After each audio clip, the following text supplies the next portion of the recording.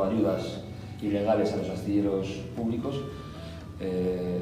La naval pertenecía a los astilleros públicos cuando aquello se llamaba astilleros españoles, que comprendían una serie de astilleros en todo el estado, en Ferrol, en Cádiz, en Cartagena, en Manises, en Asturias. Pero yo creo que con 10 o 15 millones esto se salva y se puede volver a recuperar la actividad. Lo que hay que hacer es gestionarlo bien. Yo creo que nos ha faltado buenos gestores. A tubos reunidos. Bueno, ¿de dónde viene todo el conflicto nuestro? Pues que hemos tenido beneficios siempre, beneficios récords.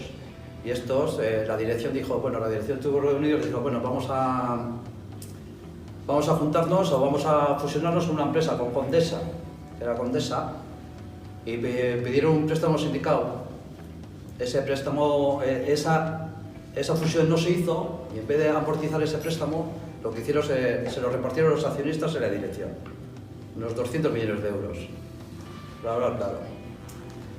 En el 2017 viene un iluminado, como digo yo, Guillermo Mulacia, que quería liquidarnos totalmente, nos quería liquidar.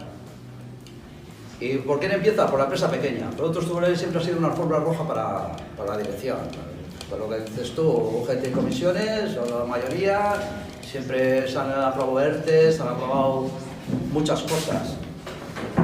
Y el 28 de febrero también, del 2018, que parece que estamos ahí, nos presentan un expediente de regulación de empleo, 157 personas que vamos a la calle, bajada salarial y aumento de horas. Y poco más. Es que al final fue la unidad y fueron los trabajadores los que tiramos un para atrás. Nos dijeron que era algo histórico. Lo que hicimos nosotros fue algo histórico.